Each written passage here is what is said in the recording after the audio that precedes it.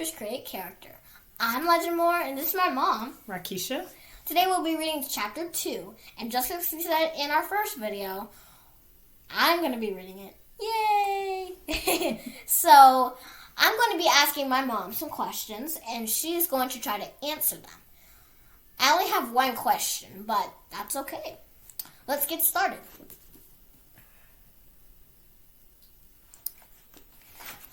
Chapter 2, Noise. Vega caught a salmon, a big one. Well, medium big. I leap right over her to celebrate. She holds it in her teeth, and I take my bite. It's been a whole season since we found a silver. Everyone says they're not as good as the Chinooks, but I'm too hungry to care. Well hunted, Mother says. It's not easy to catch one all on your own. Great Mother adds, how did you find it? Well, Vega looks a little fluttered. I'm glad I don't have to answer to Great Mother like my sister does. She's so much braver than me. I saw a cliff face with crevices. Brinklefish like to hide, so I thought a salmon might be hiding there too. I did not know for sure if I would find one, Vega adds. I guessed. Great Mother gives a rare nod of approval. It's time, Mother says proudly. You can think like a hunter. Come lead us like a wayfinder. I see a flush of pink all down Vega's white belly. Time indeed, Great Mother says. She nudges Vega into the wayfinder's position. That's never happened before.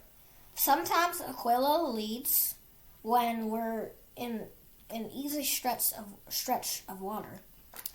I thought Vega would be much older before it was her turn. I see a shiver of power go through Vega. She's ready. Are you sure? She says, because a wayfinder never brags. We can learn to lead by trying, says Mother, and by trusting each other. You know why? You know the way. Your name, Star, is at the top of the sky. Great Mother says solemnly. Salmon is upon us. Our kinship will be gathering. Salmon season is upon us. Our kinship will be gathering. I know the way, Aquila says eagerly.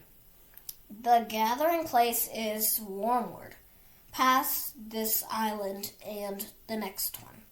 She goes on and on. Aquila knows everything. She is constantly at Great Mother's side, and she always has the right answer.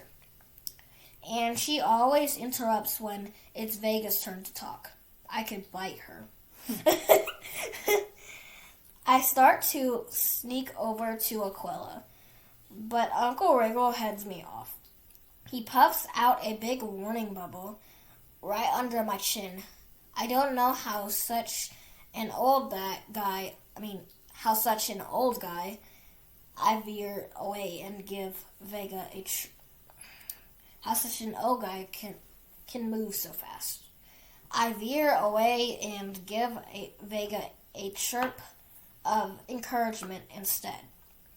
I can find the way, Vega says. She is going to lead the way. I jump, spin, splash. I swim a circle around her, smacking my flukes on the water to announce to even the littlest fish that my sister Vega will take the lead today. And she's only 44 seasons old. A legend already.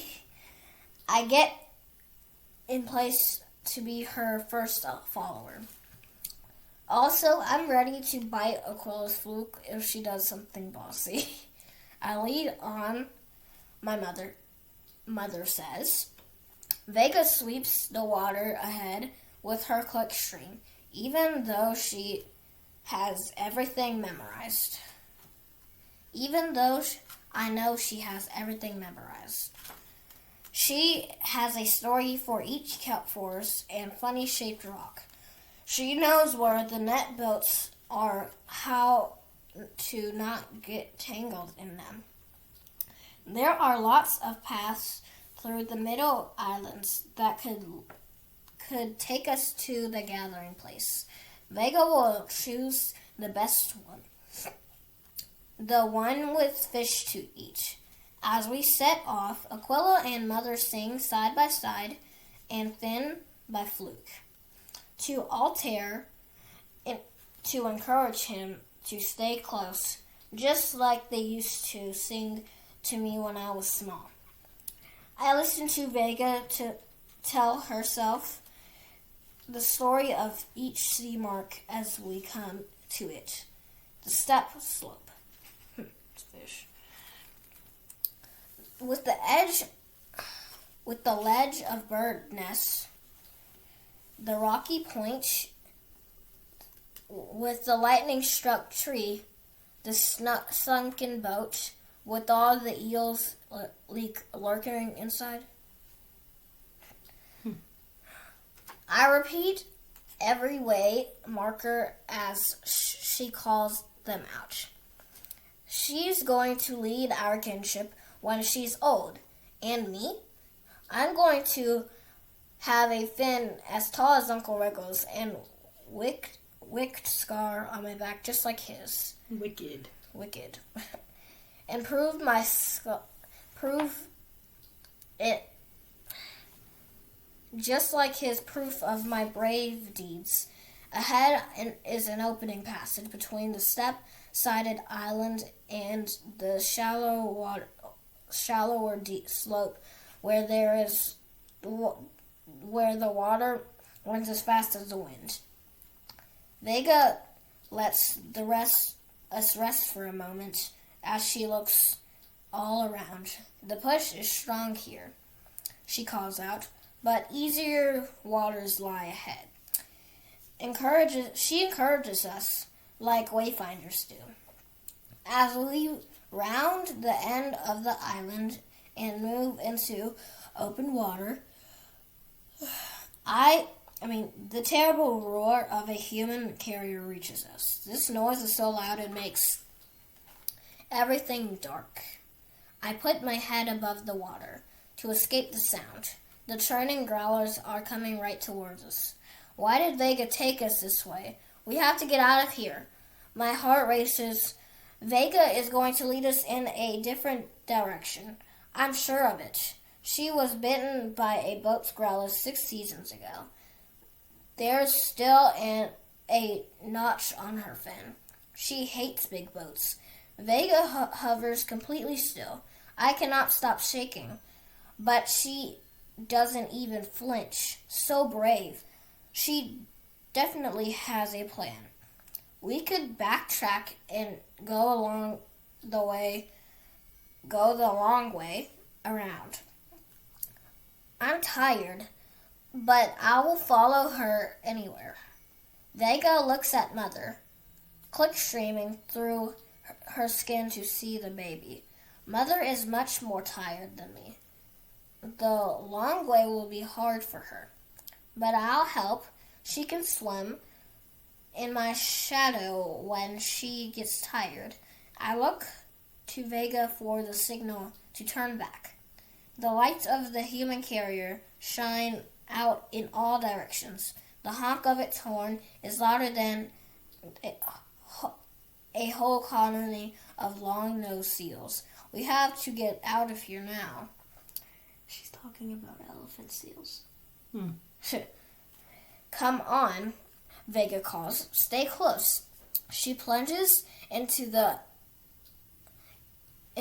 passage ahead of the human carrier. For a moment, we all pause, trying to understand why she would risk the growlers of the human carrier. But she's my sister, my wayfinder, and I'm the first to follow her. Coming, I shout to Vega over the noise. She knows we can cross in time. Why else would she take the chance?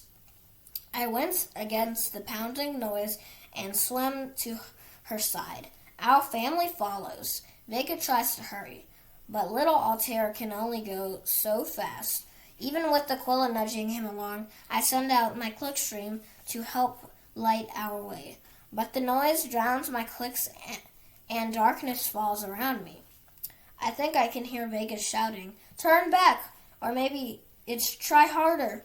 I spin around and around, but I can't see my family or even feel them moving beside me. The growlers thrash great clouds of bubbles into the water. The human carrier is nearly on top of us. Again, I hear something shouting, but I can't tell what I should do. I reach out my flippers. I know my family is close, but in the noise, it feels like they're an ocean away. All I can hear is my own heart racing. Then, out of the darkness, Mother and Great Mother appear, swimming close enough to touch me. I lean into them, shivering with relief. I'm acting to rise for breath. Aching. I'm aching to rise for breath. But the boat is too close. I squeeze my breather tight and wait. Mother and Great Mother join their clickstreams together. A faint glimmer of the path ahead shines out. I swim in the shadow of the strongest wayfinders of my kinship. They take us under the boat. Vega shivers as she swims beside me.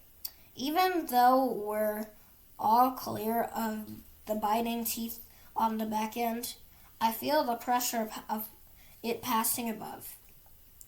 I gather my strength and swim faster, away from the growlers, away from the groan rattle thrum, out of the passage between islands and into the shallows of Protected Cove. I plunge into the tall, thin trunks of a kelp forest, gasping for breath. The heat of my panic drains away, and in time, the shivering stops. I am cold and ashamed. Vega led us wrong. How could she? That was too close. I shout, "Why did you do it?" A breath later, I regret it. Who am I to question a wayfinder? Uncle Rico never would. It was her first try. Vega's heart is racing just as fast as mine. Mother and Great Mother go among us, soothing our fears and praising our courage. Nobody speaks to Vega. She holds herself apart from us. We rest together in the cove, dozing and waking and dozing again.